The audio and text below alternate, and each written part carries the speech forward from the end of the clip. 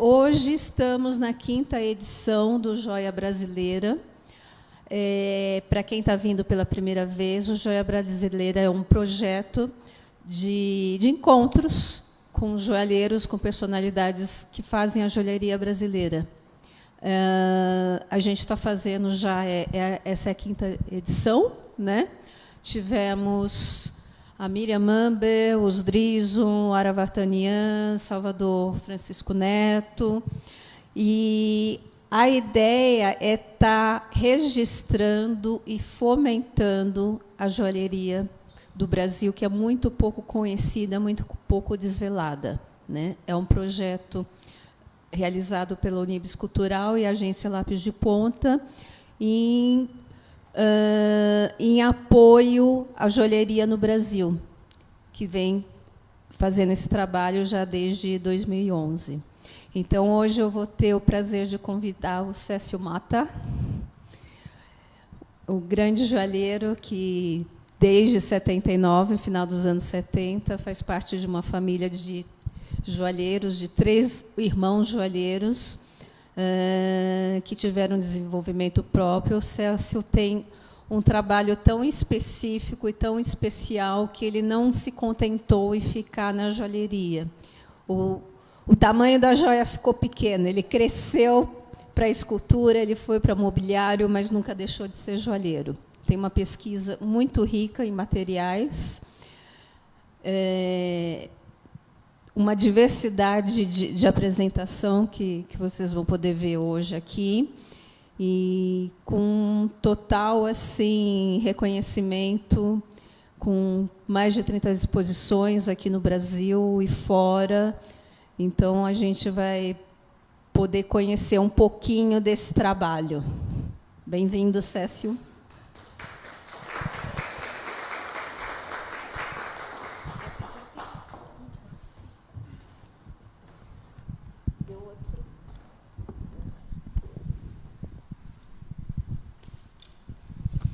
Boa noite. Boa noite.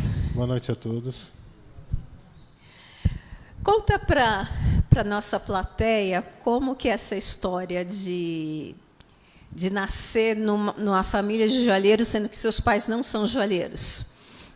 Pois tudo meio que começou num fim de semana, indo para a casa do meu irmão, né, passar uma semana com ele, que é o Ricardo, e desse uma semana ficou quase 6 meses lá com ele. E ele tinha um ateliê na casa e que ele dava aulas lá. Eu ficava olhando aquelas pessoas mexerem, tudo, era um pouco diferente, mas aquilo foi me chamando, né, para conhecer. Minha mãe não tem nada a ver, mais por lado do teatro mesmo, e meu pai é advogado, então, mas tinha um pezinho com artes, né, porque ele gostava muito de mágicas, ilusionismos, né. Então, de certa forma, quando eu optei em continuar a fazer a joalheria e mexer com arte, ele questionou um pouco, mas depois falou, não tem muito como, porque seus irmãos todos estão nisso, né? E foi meio que cada semana ficando naquele ateliê, olhando e literalmente varrendo o chão da oficina, recolhendo as coisas, fazendo café, ajeitando as ferramentas. E quando dava uma meia hora antes, o Ricardo falava, olha, isso aqui é tal ferramenta, isso aqui faz isso aqui é o laminador. E foi, aos pouquinhos, foi me mostrando como mexer, como trabalhar.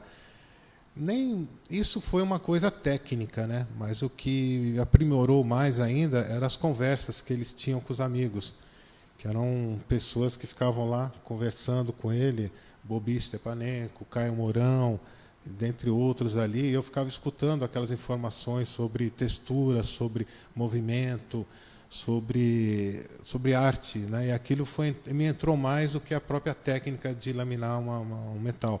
Claro, consequentemente, eu tive que me aprimorar nisso, né? Então, aquilo foi muito importante para definir realmente o caminho, né? O Cécio tem... São 6 irmãos, são 7 irmãos no total, né? 5 são artistas. 5, 2 trabalham no comércio, né? Mas já mexeram também, só que pararam por opção própria, né? E 3 são joalheiros. O Ricardo é irmão do Cécio. É o Ricardo, o Márcio e o Sérgio.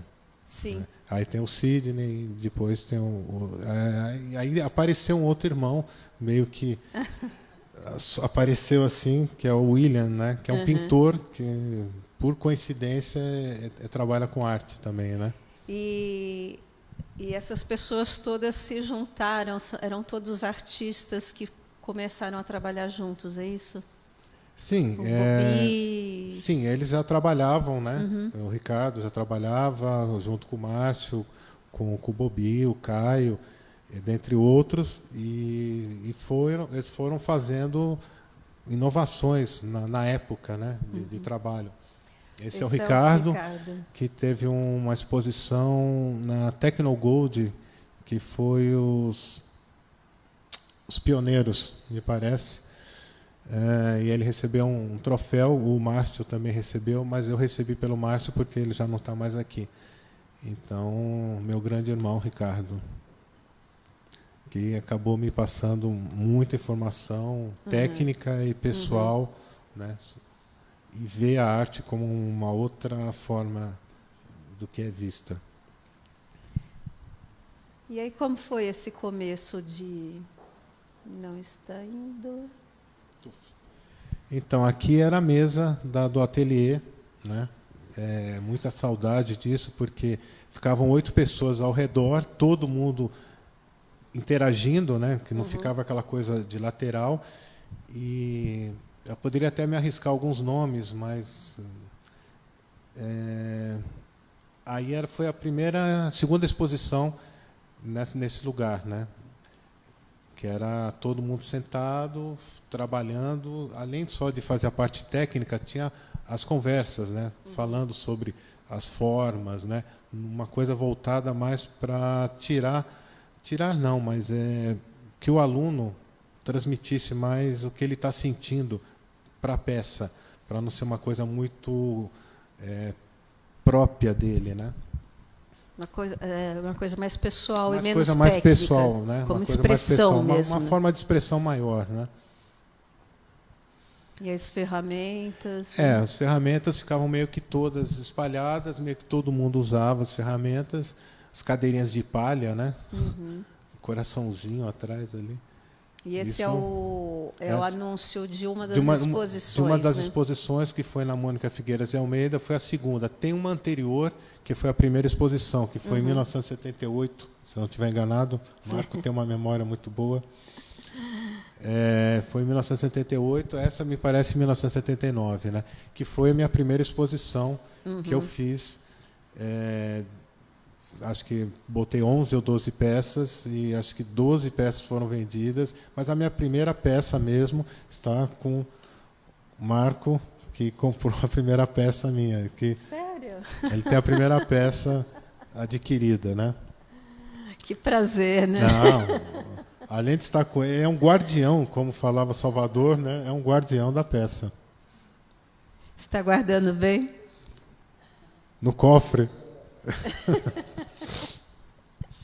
Então era uma coisa muito, muito boa, muito legal, porque a interação era muito divertida e simples, né? Não era nada engessado, tendo que fazer isso, aquilo. Tinha um currículo a seguir, né? Mas era muito livre, né? Então, essa já eu acredito que, eu não lembro exatamente o número dela, mas já tinha uma personalidade, já tinha uma forma do que eu queria fazer. Essa era a minha, né? O meu estilo próprio, que ao longo daquele anos, o 78, 79, já se formalizou. Né? Você se encontrou nessas voltas? Eu me encontrei nessas formas, nessas voltas. Né? Os psicólogos falam alguma coisa sobre isso, mas os joalheiros também falam por outra. Então, você já teve alguma interpretação? Sim, sempre tem interpretações. A interpretação é muito boa porque ela é muito aberta. Né? De 20 pessoas, são 20 interpretações diferentes. Sim. É isso que dá a escultura. Né? Cada um vê de um jeito. Cada um se sente bem de um jeito com isso. Não é uma coisa fixa, né? Essa peça eu tenho. Essa era de uma cliente, comprou, depois ela me encomendou uma outra coisa, ela me mostrou essa peça. Aí eu falei, eu quero comprar ela de você de volta.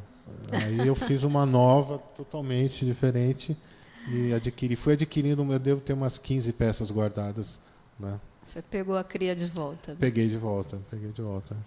E esse aqui é um anel? É um anel em prata 950, né? Uhum. É um fio só. Ele vai e volta, vai e volta, né? Não tem emenda, né? Tem só uma união, né? Uma união. São duas, né, na verdade, né? São duas. Mas é um fio só. Eu sempre quis trabalhar com fio inteiro, sem ser seccionado, né? Uhum. E ele é um anel ou é uma escultura? Pois é. Vai muito para mim são os dois, né? Porque eu olho ele assim, ele me sugere uma série de coisas, né? Ele pode sugerir uma mesa, pode sugerir um porta-guardanapos, se de bobear. Então, é uma peça que, se você olhar, ela é 3D, né? Sim. Ela tem vários... E que cada um que olhe também vê de um jeito, né? Eu, pelo menos, prefiro assim. Eu gosto essa forma eu não tinha visto ainda, não. Isso gigante, imagina isso gigante, aquela entrada ali pode ser botar um pneu de bicicleta ali.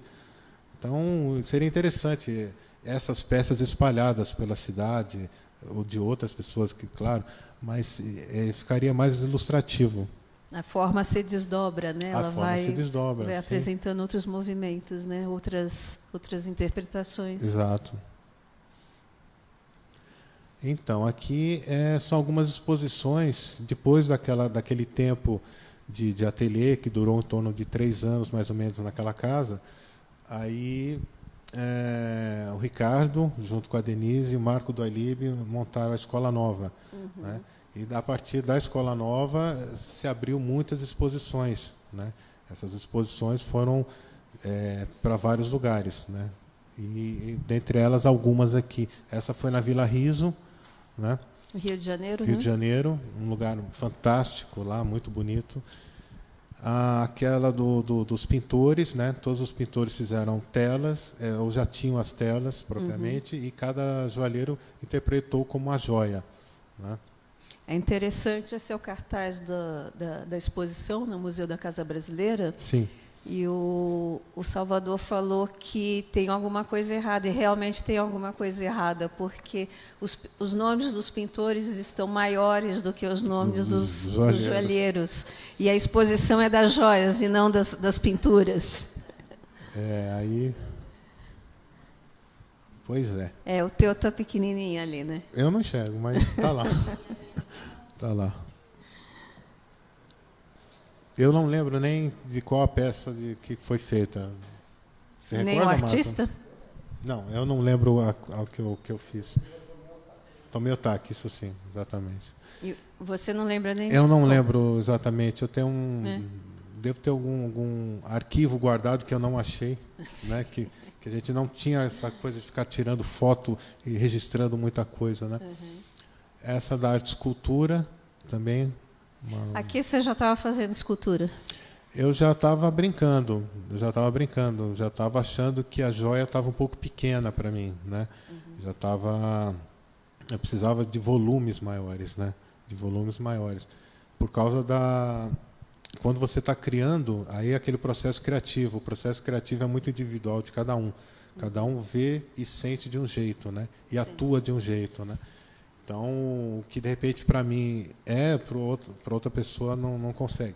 Para os alunos que eu passei nas escolas, eu sempre queria que eles dessem de tudo, demais, né? Sem vir com aquela coisa, eu quero isso aqui, eu quero fazer esse anel bombê. Nada contra o bombê. Eu falei, então vamos fazer um bombê muito diferente, né? Vamos fazer metade chapa, metade fio, né? Não vamos fazer um bombê oval, vamos fazer um bombê com uma forma diferente, né? Ou, muito menos, pegar toda a sucata que você tinha em cima da banca, jogar e falar, bom, agora vamos fazer uma peça disso. Mas aqui não tem nada, tem só pedaço de chapa, um pedaço de fio. Eu falei, então, vamos fazer uma peça disso, sem se preocupar que vai ter que ser uma peça vendável, que tem que ser... Isso é um outro segmento, a parte de venda, a parte de de botar no mercado, é uma outra coisa. Estamos falando ali de pura arte, né? Puxar mesmo, sem compromisso, né? Isso. E você chegou nisso fazendo algumas investigações, né? Você tinha vontade de conhecer, você buscava um conhecimento. Sim. Então, aí, como a joia já tinha ficado um pouco pequena, eu fui buscar outros materiais, outras alternativas, né? Então, fui para o acrílico, fui para a madeira, fui para a resina, fui para o ferro mesmo, né? E sempre querendo moldar alguma coisa a mais, né? Então, independente de ser ouro e diamante ou prata e latão, o importante para mim era a peça em si, a concepção dela, né? O resultado final, o que ela me transmitia, né? Mas antes disso, você já tentou juntar o ouro com Sim, com a prata, sim, essa né? passagem é boa. Tive um grande prazer já lá atrás com o Caio tudo, e o Caio era professor da escola. E certa vez eu estava fazendo curso lá com ele, e eu falei, olha, Caio, eu quero fazer uma fundição que faça 2 metais ao mesmo tempo, prata e ouro. Aí ele olhou e falou, menino, não dá. Ele usava muito essa expressão, menino, não dá. E meio que saiu. Eu falei, mas como? Ele falou, não dá. Eu falei, tá bom. Aí eu fui para casa, matutei como eu queria injetar 2 metais ao mesmo tempo. Não dá, no cadinho, né? Não tem muito como. E certa vez eu montei um tubo de um anel, era um anel Chevalier, e na tampa tinha um golfinho, né? Então eu fiz uns canais por dentro, que era para injetar o anel em prata e o golfinho sem ouro. Montei o tubo, fiz lá as minhas separações que acreditava que poderiam funcionar e botei lá na hora da fundição. Aí, na hora de eu fundir, ele botou o tubo, ele virou, falou, o que é isso aqui? Eu falei, é uma coisa que você falou que não dá. Aí ele, vai lá. E era centrífuga ainda, né, de você girar. Aí botei, fundi, primeiro eu fundi a prata. Aí eu tirei o tubo, botei no forno de novo, tirei, botei lá e injetei o ouro. Aí tirou, a peça saiu com os 2 metais no mesmo tubo, né? Eu falei, tá vendo, Caio, dá? Eu falei, eu sei que dá. O problema é que se eu falo que dá, você se estimula. Então eu quis buscar em você, fazer a pesquisa, correr atrás. E isso foi muito importante ao longo de muitas outras coisas, né? Porque você dá a resposta muito rápido, talvez estimule ou não. Então, se você deixa um pouco na névoa, se você está muito interessado, você vai buscar a resposta. Mesmo que essa resposta te custe um dinheiro, te custe tempo, mas ela é gratificante. É preciso ir buscar essas respostas, né? Claro, com conhecimento técnico, tudo, né? E assim que a gente chega lá, né? Exatamente. Chega nos bons resultados. Chega né? nos bons resultados. A persistência você consegue, né? Não só uma pequena solda numa aliança, você acertou e falou, beleza. Não, faça 10 vezes a mesma coisa para entender o processo. Porque o processo, você entender o processo, você faz quase qualquer coisa. Né? Porque a solda, ela flui de várias maneiras. Ela vai para um lado, ela vai para o outro. Mas se você entender o processo como ela vai, você solda as coisas. Né? Então, a repetição de qualquer fato te dá mais segurança. Sim. É um treino, né? Treino constante. Um treino e uma... Até hoje, né? Sim. Mas é um treino. É isso que foi feito em materiais que eu não conhecia. Eu tive que gastar muito material, muito tempo, e até chegar numa peça que você faz em 15, 20 minutos. Né? Fala, pô, mas isso é fácil. Sim, mas levou 2 anos de pesquisa e trabalho, né? Para desenvolver. Para desenvolver. Né? Então, você tem a técnica, mas os macetes são do dia a dia.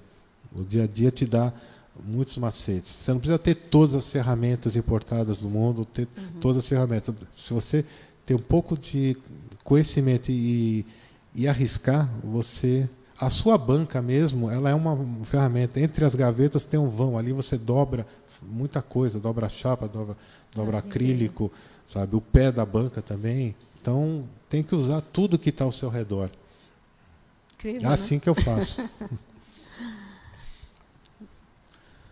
Tá, essa é uma resina, né? São peças em prata, essa é em latão, usado a resina de poliéster, né? Umas são com epóxi, outras são resina cristal, que eram experimentos, mas depois virou peças já de linha e aí virou workshops também que eu estava dando sobre isso. Que aí você aplica as cores, né? Você aplica as cores básicas ou pode mesclar também. Não é um esmalte, né? Sim. Mas dependendo das tonalidades, você pode chegar próximo a isso. É uma opção para o... É uma outra opção, esmalte. Grande parte aí da joalheria usa bastante resina, né? Essa é uma peça das antigas que eu acabei resgatando porque quebrou o pino e eu acabei não devolvendo mais. Foi ficando. E aqui a gente eu troquei. Hã? Eu troquei. É hematita, prata envelhecida e coral, né? Aí tinha umas peças que usava muito marfim, né? Mas aí entrou uma linha que não podia mais usar marfim e aí o marfim meio que sumiu do mercado. Usava muita tecla de piano, tudo. Técnica de piano. Ah, sim. Tecla de piano. Ainda tem, né, Marco? Teclas? Tem. Essa é uma bike. Essa tem uns 15, 18 anos. Foi usada a técnica de plástico, modelagem cera e fundição e bancada. São 4 técnicas aí. Hoje faria muito fácil isso no Rhino. Faria muito fácil. Mas já naquele tempo, as rodas viram, o guidão, só não vira o pedal. O pedal. Né? Ela é toda em prata. Eu fiz uma linha, a bicicleta, depois eu fiz o monociclo, e depois fiz a bicicleta com 2 lugares. E depois uma moto também. Mas foram tudo vendido, então não tem registro. A garagem esvaziou. As garagens esvaziou. Ficou só essa. Ah, tem um carrinho. Ele tem um carrinho. Ah, é? O Cadu é um calhambeque, né, Cadu? Eu fiz um calhambeque também. O Cadu arrematou, mas não deu nem tempo. Eu só fotografei. Ele tem foto, né? Então tem algumas peças assim que são alguns guardiões que tem elas, né? Mas isso foi uma brincadeira ao mesmo tempo para procurar resultado. Né? E ela é bem perfeita, né? Ela tem bastantes detalhes, né? A fundição ajuda, a modelagem cera ajuda bastante também, né? Quanto tempo para fazer essa bike? Essa bike acho que foi uns 10 dias, talvez. Uns 10 dias. Então, a diferença da técnica, da tecnologia que a gente tinha para hoje. Hoje você faz isso tudo no 3D. Imprime numa impressora, faz a borracha e já sai até com o nome do pneu, se quiser, né? Mas aí é um outro segmento, é uma outra linha de trabalho, né? É uma outra proposta. É uma outra proposta, né? Nessa época não tinha essa proposta. Talvez até tinha, mas era uma coisa muito longe de se alcançar. Era muito complicado. Então tinha que fazer literalmente na unha. Tinha que sentar e fazer. Aqui então. Aí um bracelete, né, com cabeças de elefante. As cabeças são modeladas na mão, né, com cera. Aquecida, meio morna, e depois você vai modelando na mão mesmo, né? Você pode fazer um pré-moldado, recorta mais ou menos como você quer e depois vai apertando e funde elas separadas e põe só a parte de baixo. Mas também ela dá vazão para muita coisa. Ela pode ser... É isso que é interessante, a plasticidade do material que você está usando. Ele não é só isso, ele pode ir mais longe. Né? Você mistura toda essa peça, como os outros, elas podem ser misturadas, né? As possibilidades. Possibilidades. Eu deixo aberto para justamente tipo um um filme número 2, número 3, número 4, sempre tem não tem um final. Sim. Né? Interessante, né? Porque você pode voltar de novo, depois de muito tempo, você pode voltar e mexer nisso com uma releitura diferente. Uhum. Né? É a mesma peça, só que é um anel. A tromba é um pouco maior, né? E você fez algumas É o séries Dumbo, também, né? foi alguns Dumbos. Então, aí dá para vir um colar, né? Uhum. Dá para vir um colar, dá para ir outro tipo de anel, e aí dá para brincar. Essa é uma peça, vamos supor, coringa. Você pode fazer várias situações com o mesmo tema. Sim. Não ficar só... E isso acabou, não tem mais o que ir. Então, essas são sapinhos, né, subindo para a flor. É um ônix, os sapos são em prata. Né? Mas é muito delicadinho, né? Um vai se amontoando em cima para ver quem chega primeiro. Né? Uhum. E eu não sou muito de sapo, não. É que não gosto muito. Mas eu vi neles uma coisa que me agradou. Eles é uma junção, né? Você está mexendo. Na verdade, eles gostaram de mim, né? Então, mas eu como eu gosto de bichos, curto bichos. Né? E aí tem uma variação. Dessa peça eu já fiz acho que umas 10 diferentes. E todas, eu só estou com uma, né? Todas elas foram já vendidas. E todas com essa montagem de vários sapos andando. Às vezes indo para lá ou descendo, né? E aí é interpretativo. Para algum lugar eles vão. Tem ou muita para baixo, ou para cima. O importante é ir. O importante é ir. Tem muita gente que acha que o sapo dá sorte, outras acham que não. Mas aí é a escolha. Né? Bem delicadinho, né? Muito bonito. É uma peça que dá margem para... Tem um anel que é inteiro dele de sapos, né? Uhum. Dá até um pouco de aflição, mas você não sabe direito, mas é interessante. Aqui já temos uma escultura. Aí já entra numa linha de esculturas. Ela é grande, ela tem uns 25 centímetros mais ou menos. Porque eu praticava arco e flecha e achei interessante que é uma chapa só, toda recortada, depois vai dobrando, né? Então, eu reparei, é o mesmo... não tem solda nenhuma, é uma chapa inteira. Então, para fazer, você haja serrinha para cortar, né? E é a mesma ideia do anel, né? Uma única uma linha coisa que só. faz uma forma inteira. Uma forma inteira, né?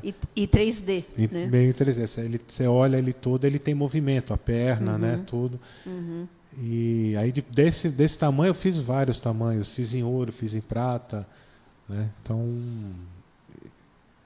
quero fazer um grande em acrílico, bem grande mesmo. Isso já é uma escultura toda em ferro, ela tem quase 2 metros por 1, mais ou menos, e ferro quadrado. É uma joia, se você pensar, você puxa, faz o fio e vai soldando. Essa peça eu fiz ela pequena, um pedantife ou um pingente, que seja, e vi que ela era eu precisava dela maior, e aí eu fiz ela em ferro mesmo. Então, ela é para parede mesmo, tanto de um lado como do outro. E essa parte do meio, ela sai para fora e entra, então ela dá volume, ela não é chapada, né? Então, é o lance do volume, ter volume nas peças, né? Que a joia também tem volume, Sim, só que claro. é outra escala, né? É outra escala. E também é uma metalurgia, né? Sim, exatamente, é a metalurgia. Você usa lima, você usa serra, você usa a politriz, só que em escalas maiores. Um pouco mais perigosos, mas em escala maior. Mas você solda, você tem que dar acabamento, tudo, né? Esse é um aparador em ferro, né, com só um pé central e com um embuia, as 2 chapas de embuia. Também foi por necessidade, porque eu tinha mudado, eu precisava de um aparador. Aí fui procurar alguma coisa, não me agradou muito, e eu falei, eu vou fazer. E aí acabei fazendo, uma pessoa viu, quis comprar outra. Né? Essa é a vantagem de ser artista, né? Você não acha no mercado, você faz. Você faz. Né? Você atende o teu desejo, a tua necessidade. E é bem bacana, né? Que desse ângulo não dá para ver, mas ele tem um desenho... ele não é retangular. Sinuoso. Ele é né? todo arredondado e ele não tem o pé aqui. Então você pode passar e aquela coisa de bater o dedinho na ponta da... E tem esse segundo andar que você apoia outras... Você apoia alguma coisa. É bem bacana. Essa é uma escultura. Essa é uma escultura, essa é uma peça... teve um concurso interno de uma multinacional e eu entrei nesse concurso falando sobre saúde, né? O tema era saúde. E de vários lugares. Então, do Brasil eu entrei e de outras localidades outros artistas entraram, né? E aí fui contemplado como primeiro lugar. E outras pessoas também. E aí nós fomos para Nova York para essa peça ser exposta na ONU. Ela ficou exposta lá 5 dias no prédio da ONU, junto com os outros artistas de cada localidade. E foi muito interessante, porque abriu uma porta assim gigantesca, né? Eu já queria conhecer os Estados Unidos, então essa foi uma opção muito boa, porque juntou as duas coisas, em conhecer e ser premiado, né? E ficou bom, lá, né? sim. E depois que vai para lá é difícil. É difícil sair. É difícil voltar. Eu não queria muito voltar, não. Queria ter ficado. Ficou um tempo lá, né? Sim, aí fiquei, depois disso eu voltei para cá, a peça continuou girando por fora e teve uma outra exposição aqui, e aí eu fui continuando trabalhando muito em cima do ferro e resina e acrílico, e continuando mexendo com a prata também. E essa bola interna o que é? Essa é uma esfera de cristal com 3 aços, né, aço carbono, e eles dão uma rotatória, né, com uma base de madeira, né, falando sobre o equilíbrio central das pessoas, né, que elas estão no centro, podem estar emaranhadas, mas tem aberturas. Mas é interpretação, né? Eu posso falar uma ótima do que eu acho, mas se perguntar, cada um vai ver de um jeito. Isso é melhor ainda do que ela for pronta, é só isso. Né? Mas de qualquer forma ela foi entendida, como ela foi Sim, premiada, ela foi entendida. Ela foi entendida por eles, teve um júri grande lá que entendeu e aceitou. Nessa muito concepção bem. Da saúde, da integridade, né? São 3.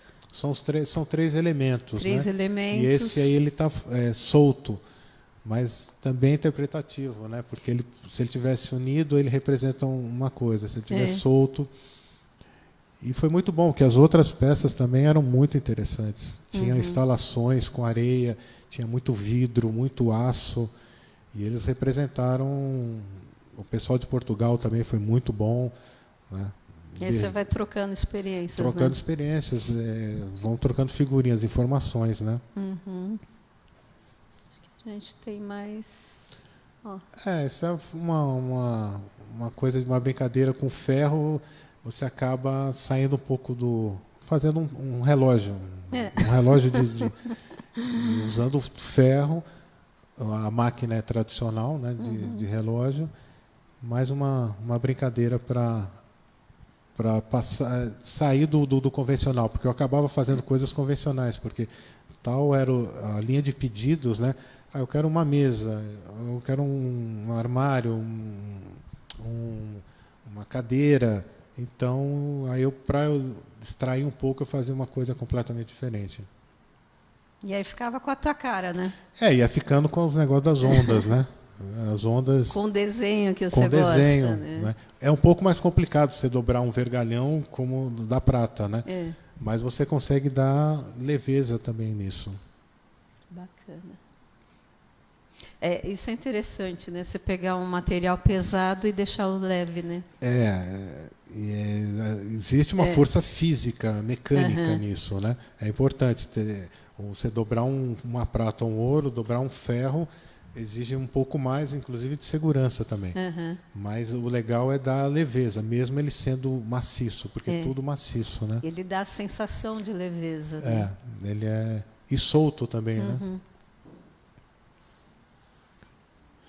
Essa é uma pena que a foto não... Está cortada, né? Está cortada. Esse era um aparador para closet ou para cozinha. A pessoa me encomendou um comum, né? Com 4 prateleiras. Aí eu fiz, entreguei, aí fiquei olhando, eu falei, não, vou fazer um diferente. Aí usei a curva de novo, né? Com prateleiras de aço inox, embaixo de madeira. Essa peça eu vendi bem, eu vendi bastante. Mas aí começou a se tornar comum. É interessante. E repetitivo. Né? Então eu tinha uma oficina muito grande, com funcionários já, porque não dá para fazer tudo sozinho. Então, eu fazia a primeira, eu fazia a concepção, resolvi o problema, falei, isso aqui.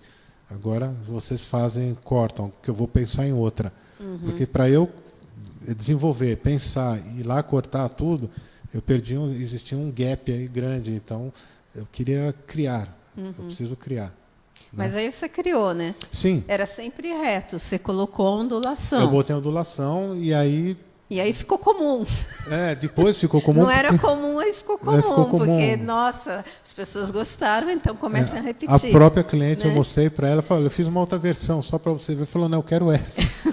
E toma outra de volta. E aí fiz o quadro de espelho, fiz uma mesa de jantar de 2 metros. Usando...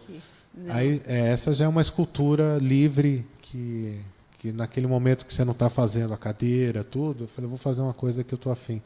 Isso é uma coluna, né, toda de ferro, e em cima aquele cubo, que não é muito cubo, com aquelas partes soltas, triangulares, tudo, e ele gira em cima, né? Então eu meio que botei como roda da fortuna ele. É uma peça grande, tem 1,20 m mais ou menos. E ela deve dar várias impressões, né? À medida Sim, a hora que você gira, ele te dá uma informação. Os triângulos vão mudando, né? E se botar iluminação, esses triângulos refletem na parede. Vai ser muito bonito. E fiz ele pequeno, como joia mesmo, um pingente. Legal. Mas esse é grande. Esse é grande, esse é bem grande. E esse você fez para se distrair? Fiz porque você vai fazendo toda vez a mesma repetição, né? Então aí chega uma hora que você precisa... Tem muitos que vão dar uma volta, passear, e eu queria fazer uma coisa diferente. Eu queria acabar logo aquela mesa do cliente para eu fazer uma coisa minha. Porque aquilo me dava gás para fazer a mesa comum. Né? Sim. Que não era tão comum, mas estava se tornando. Por isso que aí depois eu tirei o pé um pouco com ferro. Eu estava vindo uma coisa muito... Era uma época que tinha muito ferro, né? Muitas pessoas comprando ferro, fazendo coisas, entrou muita gente no mercado, e aí eu tirei e comecei a voltar para outros materiais. Então, aí você já é uma luminária, aí já entra os outros materiais, aí é uma fibra de vidro, né? Fibra de vidro. É um meio dorso, com base em ferro, a parte de cima é ferro também, escovado com verniz, um verniz pigmentado, para dar esse tom meio de ouro velho, meio enferrujado. E esse dorso, ele é lisinho, só que eu joguei resina por cima, deixei escorrer, para ser uma coisa um pouco mais diferente, né? E deu uma textura, né? Dá uma textura, dá um pouquinho mais de volume, como fosse uma chuva. Como tivesse molhada. Fiz dessa peça, fiz muitas variações. Tem uma assim? Tem, uma toda escura. Porque eu já fazia ela toda, né, o dorso todo. Mas já estava me incomodando aquilo, já estava igual. Aí eu passei a serra, falei, bom, agora daqui eu tenho que fazer alguma coisa. Então, às vezes, eu quebrava a peça para me sugerir alguma coisa. Esse é o dorso. Esse é o original, né? Que tem em cimento, você até encontra ela em cimento, né? Mas é uma peça de 1,20 m também, que a hora que acende ela fica bem interessante. E o rosto dela é bem interessante, né? O rosto é alongado, né? Está olhando para o lado, talvez. Mas também tudo resina e ferro e a parte elétrica, né? Depois eu comecei a botar alguns acessórios até em metal, em latão, em cobre, tudo. Mas sempre você vê que aquele ali ela tem um corte no canto, né? Porque já estava ficando comum. E aí você cortou? Aí eu cortei. Deu um trabalho danado para fechar tudo, mas porque essa busca do mesmo, você ir se reinventando e buscando informação. Como cortar, como resolver. Isso na joia também.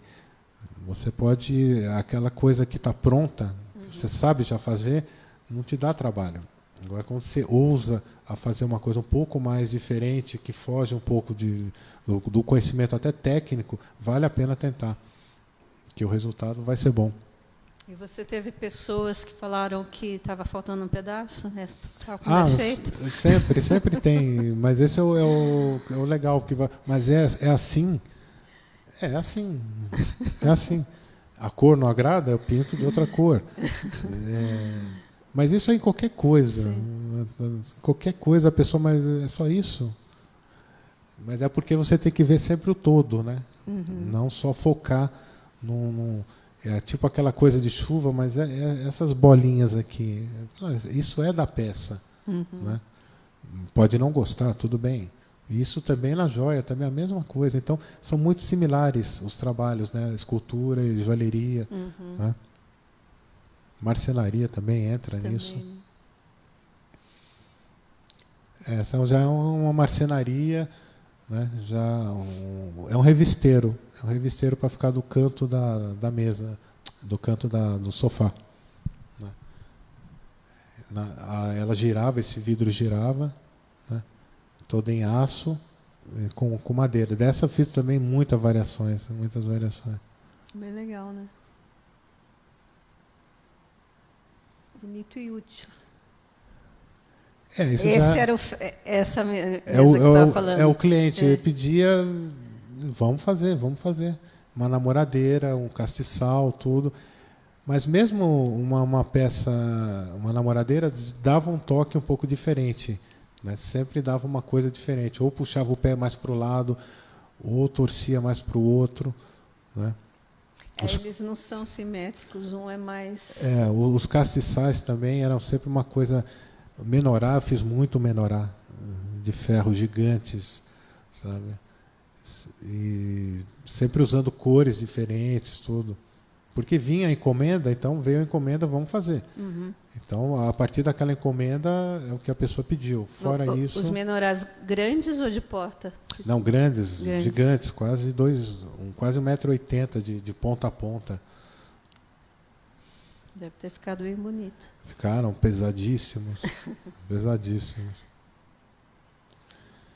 Então, essa já é uma outra escultura de parede. Ela tem mais ou menos uns 2 metros de altura. Toda em ferro também. Esses ferros torcidos, né? Mas também ela está de ponta cabeça. Mas se botar, os ferros sobem. Se botar ela horizontal, eles vão para um lado. Então, é uma peça que você pode variar ela de ponta, em qualquer ponta da casa, que ela vai te dar alguma informação. Né?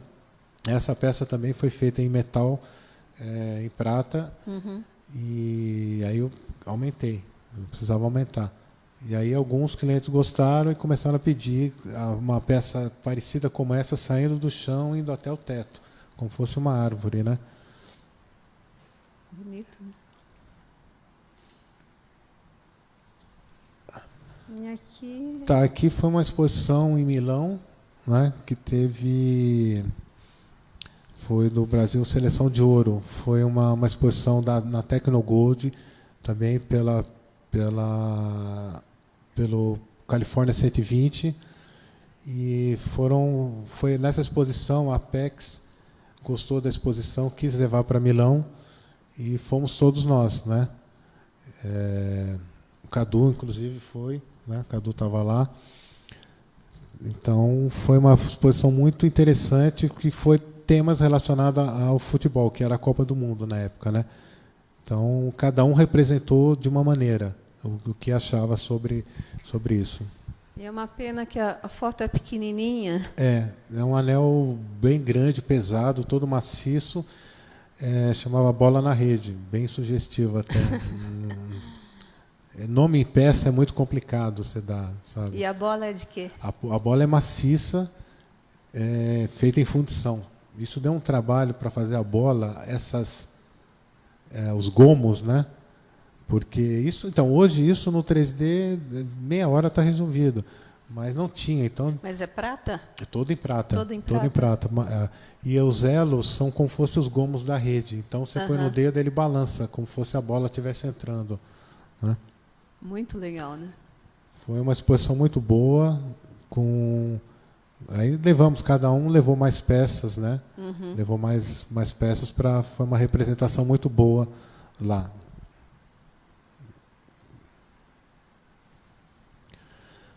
Tá, uma joia escultura. É uma joia escultura ou escultura joia, aí fica muito a gosto, né? Mas ele é todo em acrílico, né? Esse prateado é prata e tem uma pedra ali naquele centro que ela fica girando, né? É uma peça única em acrílico, né? Moldado.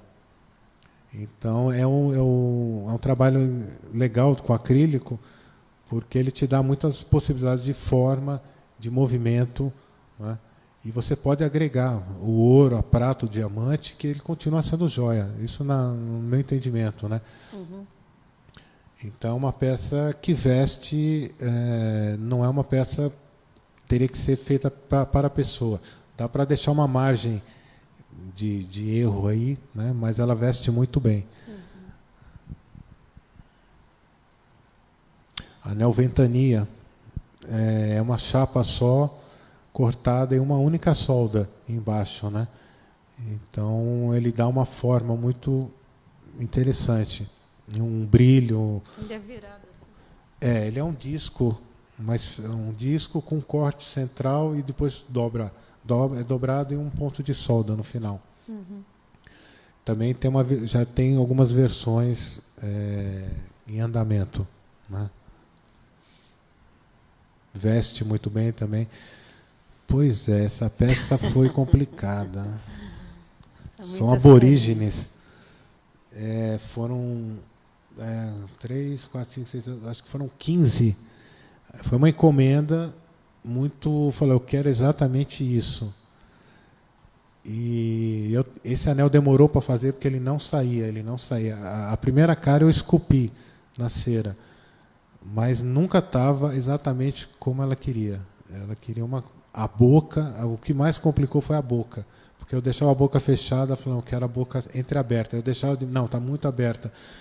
A expressão. E aí chegou uma hora que eu pedi licença para alguém para eu poder fazer a peça, porque não ia. Com técnica, tudo, ela não saía. E aí eu larguei um pouco de mão e falei, olha, eu preciso de. Vamos lá, me ajudem aí, porque eu não. Porque é um tema um pouco difícil, né? E aí eu fiz a primeira, aprovou, aí foram saindo as subsequentes, depois tinha que montar todas juntas. E tem uma conotação um pouco pesada, não sei. Ela adorou de paixão, amor, quis um segundo. E eu falei, tá bom. E para ela era muito representativo, tinha uma explicação. Ela não quis me passar o que era. Mas eu também não ia esmiuçar. Eu falei, ali eu estou como trabalhador. A encomenda, eu trabalho e faço, entrego e recebo. Ela te deu o desenho? Me deu uma ideia. A ideia e queria exatamente. Aí, conforme eu fui montando, ela foi autorizando. Porque tinha as posições certas. Né? Tem uma que parece que é um sofrimento aí, né? Tem. E ela achou o máximo. Mas o trabalho é muito lindo. Um anel quase 50 gramas, 60 gramas, por aí.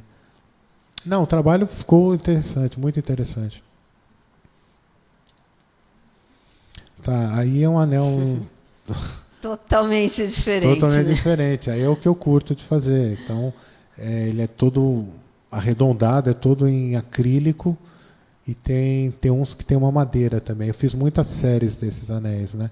Eles são rebitados, né?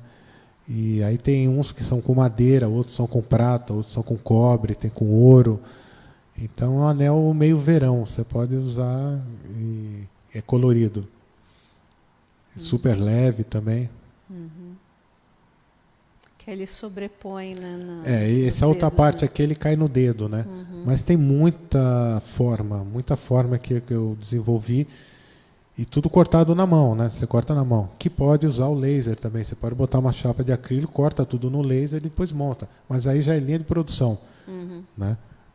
Aí deixa de ser uma coisa feita na bancada, que a ideia é a joia autoral, a joia de bancada, tudo. Que a joia confeccionada em série já é um outro segmento. Super válido, super aceito, tranquilo isso. Essa é aquela coisa de mão mesmo, de a serrinha cortar teu dedo, furar, esquentar, te dá um outro tesão para fazer, né? Como as outras também dão, todas dão, isso aí não tem distinção, né?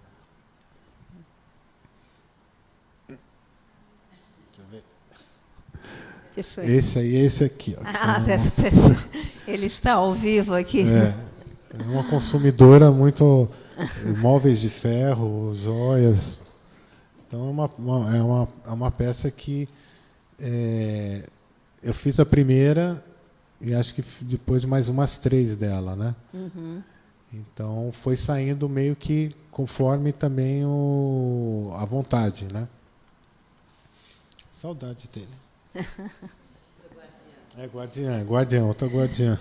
És um filhinho, né? Tava em concepção aí, tava ainda porque é todo chapeado, é todo oco, né? Então aí você está soldando aqui, desse lado já começa a dobrar, que não era para dobrar. Aí você volta aqui, arruma aqui, aí depois cai a garra, depois você junta aqui, aí abre um furo ali.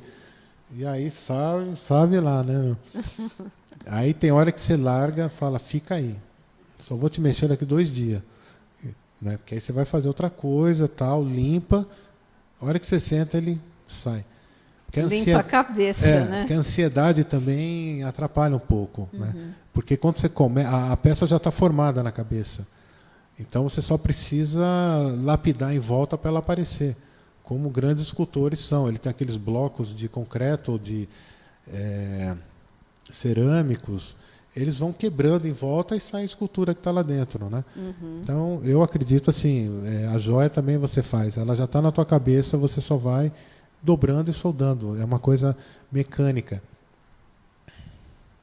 Incrível, né? Aí já é um trabalho mais tradicional, né? Que foi uma encomenda que você acaba fazendo, né? Seria ótimo se fosse todos diamantes. Mas não são diamantes. Muita pedra. Mas ele é muito bonito, ele enche a mão. Né? Tem a versão brinco também. Aí já é as curvas, né? É um fio só também que vai e volta e segura em jacarandá. 2 peças de jacarandá. Essas peças de jacarandá foram cortadas. Foi feito primeiro a peça, o anel, depois eu cortei o jacarandá. Mas pode ser o contrário também, depende de como você está na hora trabalhando. Né? Que vai muito do que o material que você tem. Porque às vezes você pensa na coisa, mas não tem aquele material e você só vai comprar daqui 2 dias. Aquilo dá uma aflição danada, porque você já quer resolver logo. Você já pensando no segundo, né? Ansiedade mesmo, né? Porque quando você pensa em formas, essa liberdade, sem você estar engessado em fazer alguma coisa própria, então aqui é livre, então eu estou virando do jeito que eu quero, ao meu gosto. Ficou muito lindo. Essa é uma barra de acrílico, né? E assim, ela vem numa chapa maior, mas ela foi cortada com uma serra tico-tico, porque ela é muito grossa, então não dá para serrar na mão. Até dá, mas vai levar um bom tempo, porque o acrílico aquece e aí no meio do caminho ele trava a serra. Aí você vai puxar, vai quebrar.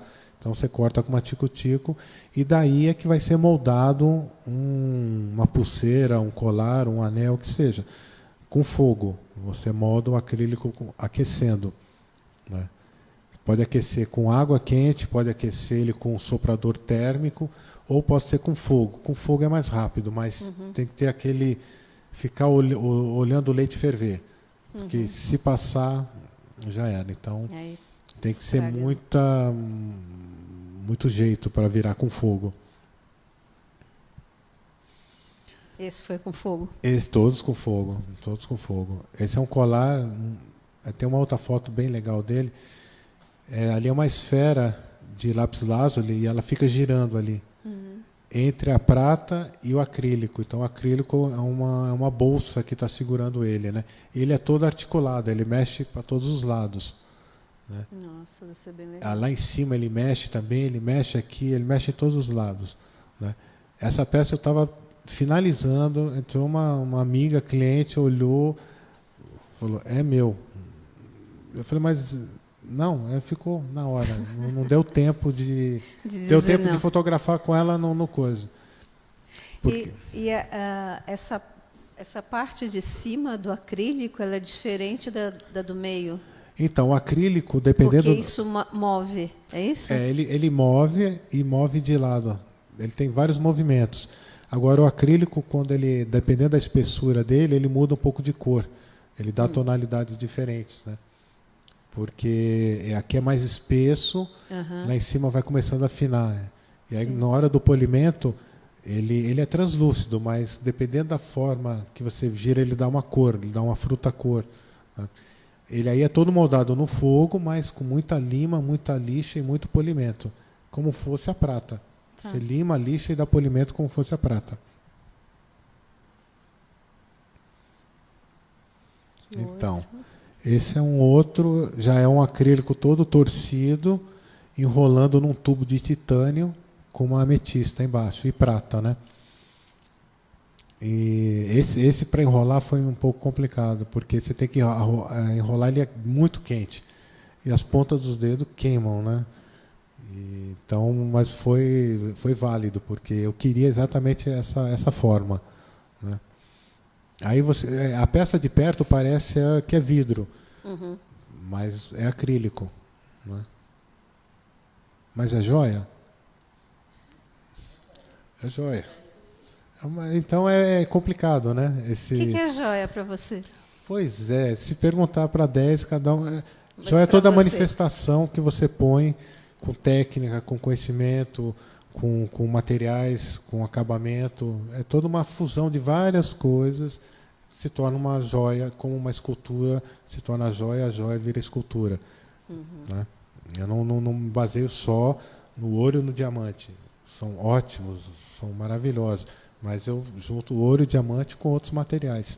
E torna-se uma joia também.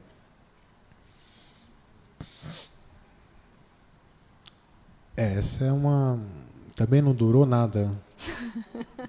Não, nem tempo, não podia usar, mas de ficar segurando, né? Era um tema, tinha um tema com pérolas, e aí, na verdade, tinha um pedaço desse acrílico torcido ao contrário. E é aquela história de jogar as coisas na banca. Você joga e vai empurrando para o lado, para o outro, dá uma volta. Que o processo de criação, pelo menos para mim, funciona dessa maneira. Né? Se já vem pedido tal coisa, vamos fazer tal coisa. Mas quando você vai nascer, aí você joga tudo e vai mexendo para um lado para o outro. Ele vai te dar, ela vai aparecer para você. E aí nesse aparecer, aí fala, agora é com você, o artista. Aí você vai lapidando ela, vai mexendo, mas a peça meio que nasce sozinha. Claro, se vem uma informação, eu quero uma peça tal coisa, eu vou fazer uma pesquisa, eu vou dar uma olhada. E sem desenho, vai direto no metal. Que no papel não me dá volume. Eu preciso dobrar, mesmo que eu tenha que quebrar, fundir de novo, mas eu dobro para sentir o peso, né? Essa foi muito legal. Essa. Tamanho, volume. Né? Volume, tudo. Essa só mexe para um lado e ela é... Aí você fala, mas o rebite, ele passa de um lado para o outro, justamente para aparecer mesmo. Eu não queria esconder, né, o rebite. Né? E o arremate em cima. Agora, essa peça podia ser de ouro também, podia ser com titânio, ou em aço. Então, foi em prata. E teve a ideia de fazer com pérolas. Com pérolas. Com pérolas. Aí foi daquela linha lá de acrílico foram feitas 8 peças, né? Eu só tenho uma delas, as outras foram já tudo embora. Mas está vindo outras aí, estou em fase de... E o acrílico vem sempre nessa cor? Não, o acrílico tem várias cores, várias formações. E isso que é o legal, você pode mexer com todas essas cores. Mas essa que mais me chama, que é um verde, um tom meio de água. É, bem água mesmo. Ela chama Oceano. Pois é, essa é uma peça lá de trás, de 1980 e alguma coisa, que se usava muito marfim, né? Então é um colar, só que não tem o aro, que não está aí. Ali é uma turmalina, que ela fica girando, mexendo para um lado para o outro, e o marfim, que ele também se desloca. Esse lado chapado, ele fecha e abre também. Então ela se mexe bastante. E é de uma cliente que deixou para eu fazer um polimento e não voltou mais. Não, é dela, mas tá comigo, eu sou o guardião dela. Mas era uma música, ela foi uma chinesa que foi numa dessas exposições lá de trás, ela comprou metade das minhas peças, levou para Nova York, ficou lá. Estávamos conversando de fazer uma exposição lá, numa galeria, que ela era curadora. Ela voltou mais umas 3 vezes aqui, comprou mais coisa minha. E nessa última, tem acho que uns 3 anos, ela deixou e falou, você dá um apolimento que o ano que vem eu estou de volta. E não voltou e os contatos não batem mais. Então eu estou guardando. Uma hora ela aparece. Uma hora aparece. Essa é uma visão um pouco melhor, né? Então ela é toda lá década de 80 e alguma coisa. Interessante. Que podia se usar marfim e ninguém reclamava, né? Hoje nem o nome, se bobear, pode usar.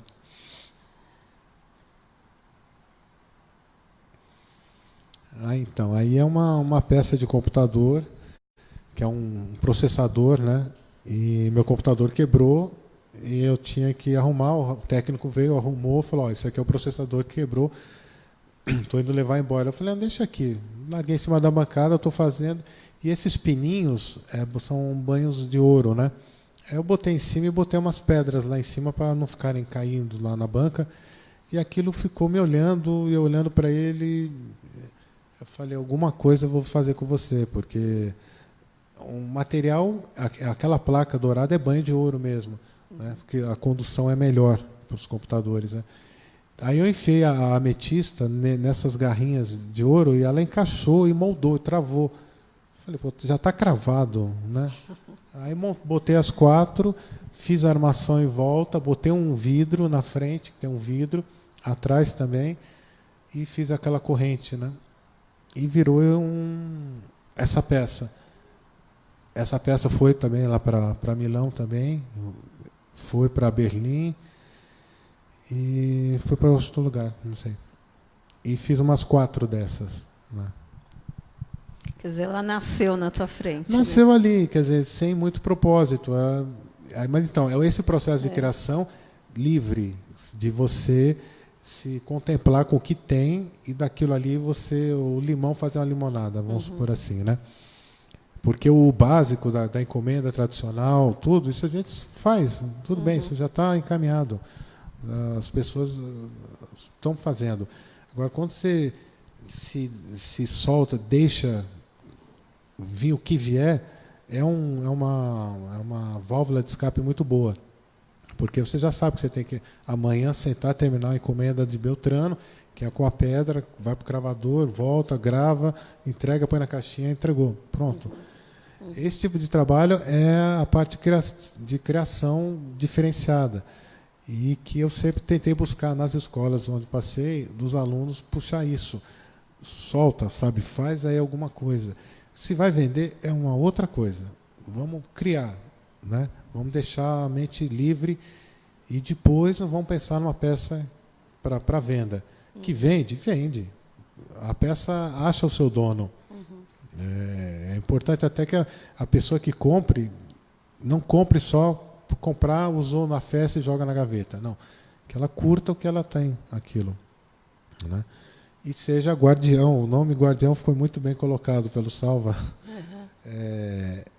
E ela é aquela coisa, de quem é essa peça? É do Cécio. De quem é a peça? É do Jorge. Porque em qualquer lugar que você tivesse, você não precisa estar escrito o teu nome na peça. A peça tem a tua cara. Então, já é identificado. É uma identificação. Você está lá no fim do mundo, no outro lugar, numa exposição, essa peça é de Beltrano, essa é de Ciclano. Então, é a tua identidade. Você pode gravar o teu nome, não tem problema. Né? Mas isso é uma visão pessoal minha. Né? E funciona, né? Funciona, está funcionando. Está funcionando, porque você cria identidade. Você acaba, mesmo quando você muda muito o estilo, você acaba criando identidade. Você pode fazer uma coisa muito diferente, mas você... Te deu uma alegria enorme ver esse... É uma placa, né? Essa placa virar a joia que você transformou? Então, ela está sendo reutilizada. De você olhar o ouro da placa, a cravação das agarras da placa e não de um metal preparando para uma pedra, e isso funcionar. Não dá uma alegria assim, puxa? Dá muita, porque é uma satisfação. É a satisfação de você. Se você pensar bem, você está fundindo, todo dia nosso é fundir, laminar, sentar, cortar, serrar. É tão mecânico, claro, tem algumas exceções, mas é tão mecânico que o processo é tão maravilhoso, é tão lindo, é tão mágico, que se você parar e começar a olhar bem o processo, fala, pô, disso aqui eu fiz isso, sabe? É um conjunto, cérebro e mão, tudo funcionando, né? Independente de valores, independente de um design, é a concepção, né? É muito bonito isso. E essas peças também é uma concepção diferente, porque cada hora ela te dá uma margem para você ir mais longe. Né? De quando que é essa peça? 2000 alguma coisa. 2005, 2004, por aí. Eu fiz uma versão menor, né? E tem até uns desses lá, uns processadores desse lá, para em algum momento fazer alguma coisa. Mas foi muito, muito bem aceito em Milão, as pessoas gostaram muito. Achou que gostaram mais do reaproveitamento do material. Falou uma coisa que ia ser descartada para o lixo, virou uma joia, né? Uma obra de arte. E eu gostei mais do que, além de fazer uma reciclagem, você pode pegar um monte de sucata e reciclar, mas você ter esse olhar de transformação para fazer uma coisa única e bela, especial. Sim, você acaba... É uma arte aplicada. Uma arte aplicada. Estou aplicando isso em outra situação, né? E o que você tem feito mais ultimamente, Cécio?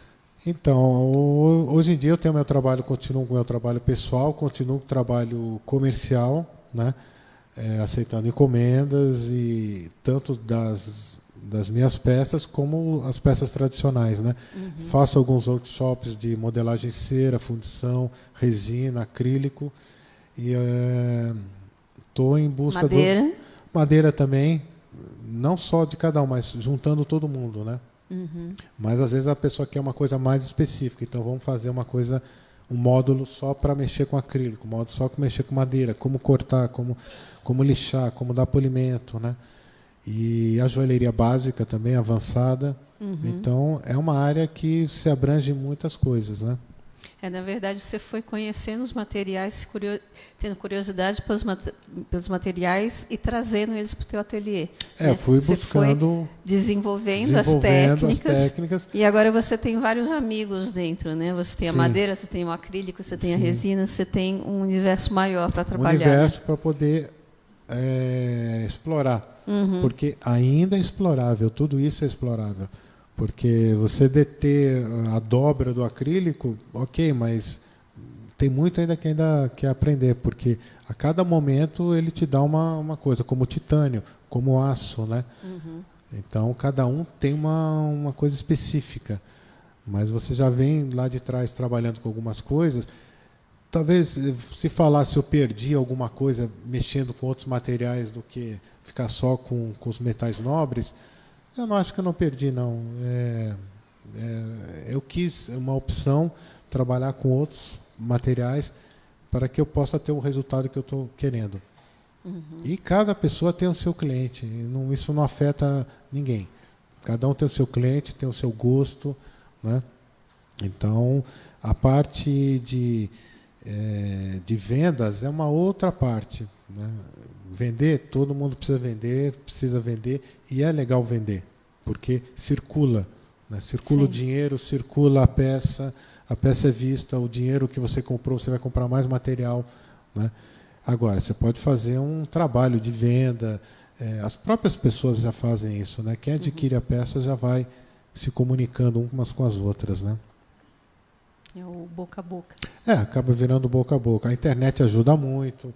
Quando é para venda, para mostrar, às vezes a pessoa está muito longe, aí você manda uma foto, a pessoa aprova, volta, tem mais facilidade para isso. Né? E, no momento, eu estou fazendo isso. O ano que vem, talvez, apareça algumas outras novidades aí que venha. Tem já alguns projetos, aquela coisa, estou com projetos, né? Mas tem algumas possibilidades de cursos mais específicos, uma coisa mais autoral, de bancada mesmo, né? Extraindo, puxando para o lado escultural da coisa, né? Teve um tempo que eu montei até um curso de escultura em ferro, inclusive até com o apoio do Salva, a gente conversou muito sobre isso. Eu tinha um galpão muito grande e consegui algumas pessoas as pessoas que vieram procurar eram todas mulheres que queriam fazer as peças das próprias as coisas de casa, né? Porque elas iam no D&D, iam tal coisa e queriam fazer umas coisas diferentes. Então foi um curso interessante, um pouco pesado, né? Porque você liga a lixadeira, voa faísca para todo lado, então você tem que se preparar tudo. Então foi muito bom isso, né? E sempre mexendo fazendo pesquisa, buscando alternativas, né? Eu estou já há uns 2, 3 anos eu estou trabalhando, mexendo com umas placas de papel resinadas, prensadas a vácuo, que se tornam muito duras, né? E eu estou fazendo algumas peças e pesquisando esse material para ver o que ele pode me dar. Que bacana. Como é que você vê a área joalheira? Pois é, a área joalheira. O setor, em volta de você. Então, o setor de comércio vai bem, obrigado, dentro de mais ou menos um possível. Não está se vendendo como se deveria vender por questões governamentais do país, que está muito complicado, então não se vende joia como deveria vender. Não se vende ouro, não se vende prata, não se vende ouro, não se vende diamante. Então, é uma sequência, né? Então, os clientes estão aí, eles estão querendo comprar, mas existe um medo, existe um receio de investimento e de roubo. Quer dizer, já nas peças autorais, tudo, tem também eu acho que o receio está muito grande, mas eu acho que são 2 segmentos que andam paralelos, né? O consumidor de joia autoral consome também a joia clássica, consome o convencional. É importante consumir os 2, sabe? Porque o gosto é muito pessoal, né? Mas nenhum interfere no outro, Sim. Jamais. As joias clássicas têm histórias maravilhosas e têm que ser respeitadas, né? E como as autorais também têm, então está todo mundo bem, né? Eu acho que há um segmento hoje que a autoral está se voltando mais, ela está crescendo muito mais. As pessoas estão procurando mais a peça de personalidade, né, de cada um, né? E eu acho que isso é interessante. Há um tempo atrás estava um pouco largado, né? Joia autoral, joia de bancada, o nome fica em aberto, porque cada um tem uma ideia de como quer ser chamado, né? E joia de autor também, enfim.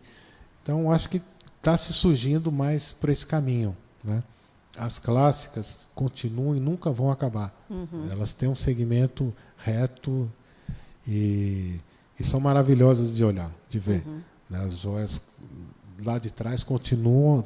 Se você reproduzir uma joia lá, ela continua maravilhosa do mesmo jeito. Com certeza. Não é? E as suas também, né? As minhas estão aí, eu estou no meio aí. Eu estou no meio, como tem um monte de gente muito legal, fantásticas e que deviam estar se mostrando, né?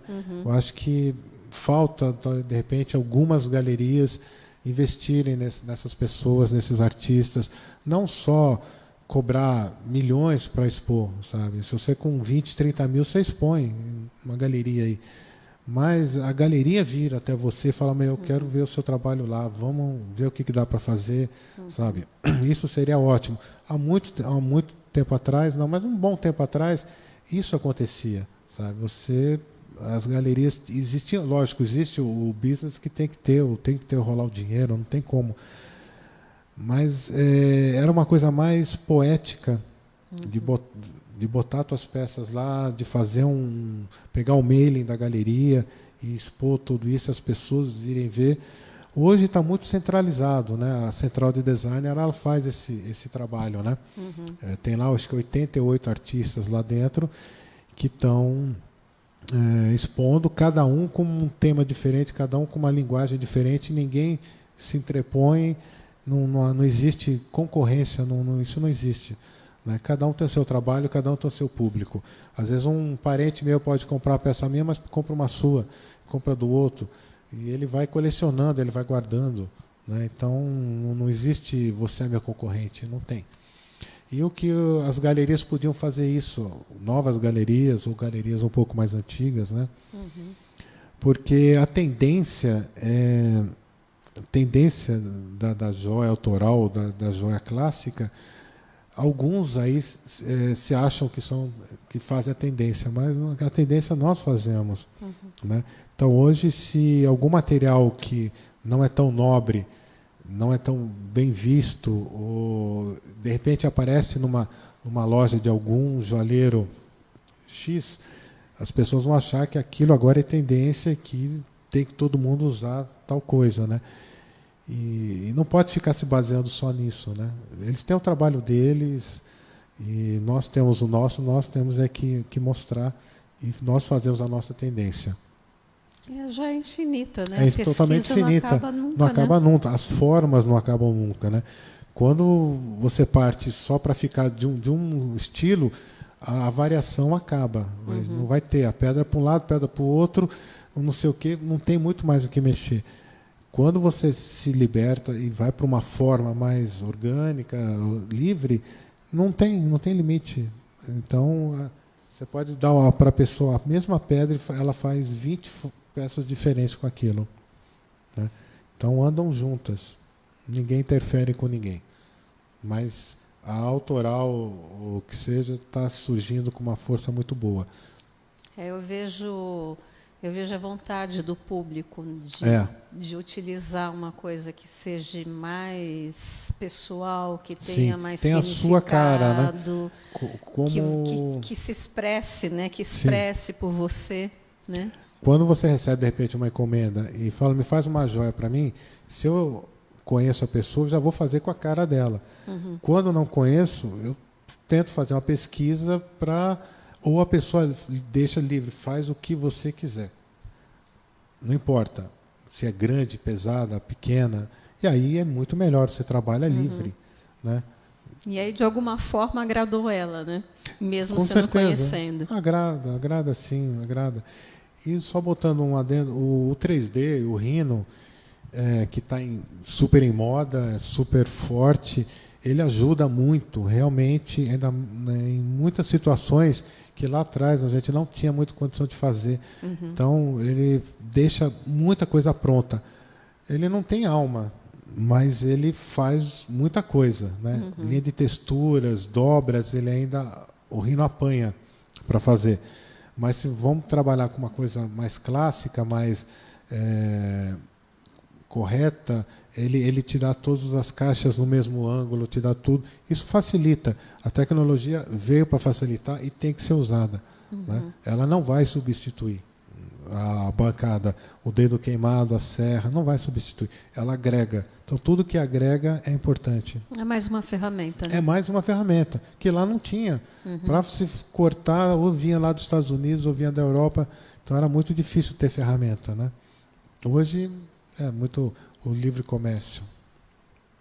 Certo.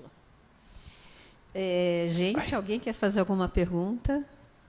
Aproveitar a presença do Cécio, todo o conhecimento dele. Não, fica super à vontade. Tem dúvida até técnica, tudo. Tem o Instagram, tem o Face, super tranquilo.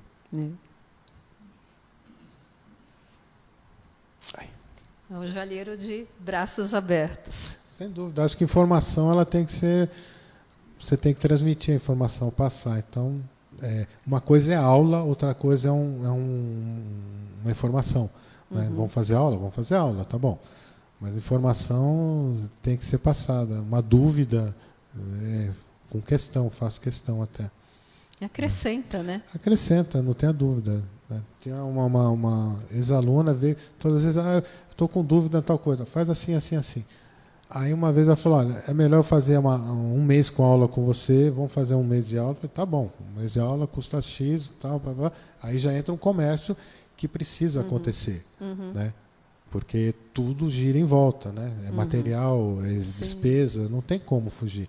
É muito legal, muito bonito, muito poético, mas tem que vender no final de algum momento, né? Então você trabalha com duas frentes, né? O comercial, que você sabe que aquilo ali vai te subsidiar para isso. That's it. E aí você faz o que você gosta? Faço o que eu gosto. Há 30, não sei quantos anos, mas acho que é por aí. 30 e poucos anos. Que felicidade fazer o que gosta, né? É muito importante, né? É muito especial. Eu vou dar um depoimento. Eu vi o Cécio chegando em São Paulo.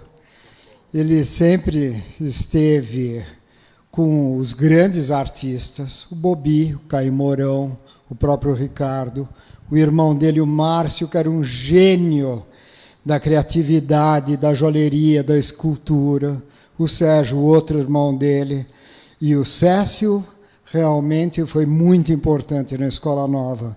De repente, nós tínhamos 30 alunos no mesmo dia. Uma sala eu estava dando aula de cravação de diamantes e joalheria, o Ricardo de joalheria, o Bobi Stepanenko de joias ocas, o Caio Mourão dando aula de fundição, a Miriam Fará me ajudava na joalheria e o Cécio, com a maior boa vontade, laminando e fazendo os fios, puxando o fio para todo mundo, todos. Os alunos pediam, ele fazia. Ele realmente também é um gênio, porque mesmo estando junto com todos esses grandes joalheiros, tem uma coisa que é muito importante, que o Cécio sempre teve, criatividade. Isso é muito importante. Ele tinha o próprio design dele. Ele tinha todas as técnicas de todos os joalheiros que estavam sempre perto de nós. Todos. O tempo todo. O Salvador foi funcionário lá da escola. Imagina, a única vez que ele teve a carteira dele assinada foi por mim. Pois é, posso contar isso é verdade. Agora, como ele estava sempre junto com todo mundo, todas as técnicas foram ensinadas, mostradas com a maior boa vontade de todos. Agora, a criatividade do Cécio Matar é imbatível. Esse é o meu depoimento. Obrigada.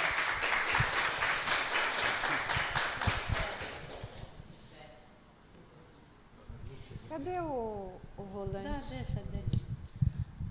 Bom, então eu vou completar. Aproveito e completo.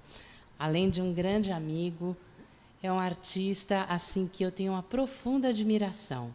Eu sei muito pouco de joalheria, faço joia de arte, de autor, mas sou super aprendiz.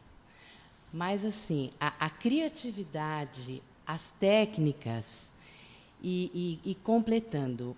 Por isso, quando você fala que ele laminava para todo mundo, ele é de uma generosidade assim impressionante. Quando ele fala que as alunas, né, perguntam, estão com dúvida, ex-alunas, que ele explica tudo, não precisa ser aluna, eu nunca fui aluna dele. Ele é um grande amigo. E tudo que eu pergunto, todas as dúvidas, ele explica, ele dá dica, ele fez móveis para mim com a maior generosidade. O que você quer, eu te explico, eu te levo, eu te faço, eu te mostro. Sabe, é um aspecto da personalidade dele assim, admirável, fascinante, uma virtude rara, inclusive, nos dias de hoje, né? E a criatividade, em primeiro lugar, é fascinante mesmo. Não é confete, é sincero, ele sabe. Tem que pagar um monte de gente hoje. Obrigado. Não é à toa, né, Cécio? Essa é fantástica. Não, tudo bem. Muito. Não, você é de coração. Muito. Estivemos na Itália juntos, né? Milão, né? Que foi junto lá para a exposição, né? É isso aí, Cláudia. É uma troca de informação, sim, de carinho, de conhecimento, de grandiosidade. É muito bom, porque você vem adquirindo ao longo do tempo, né? Uhum. E tem mais tempo ainda também, né? Então, faço com gosto. Né?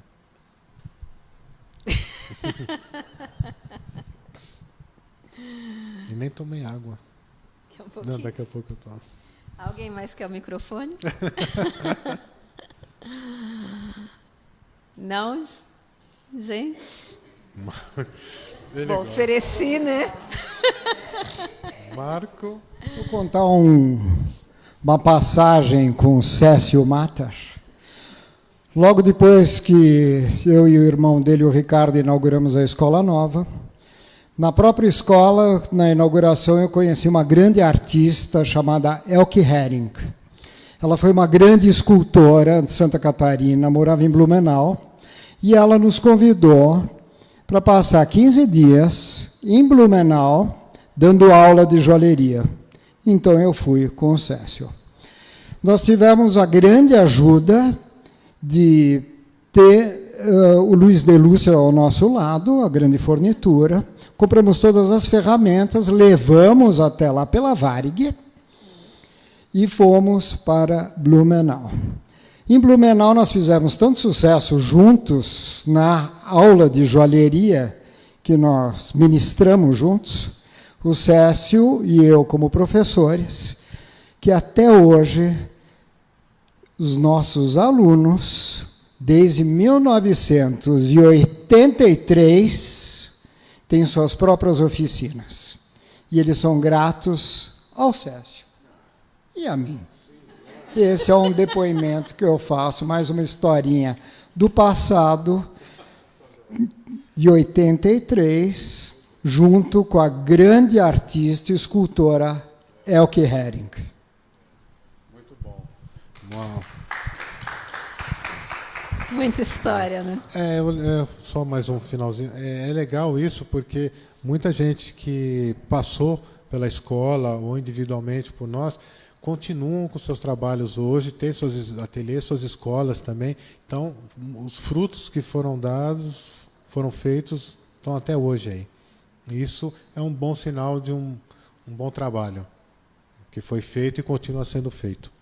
Isso não tem preço, né? É Mastercard. Né?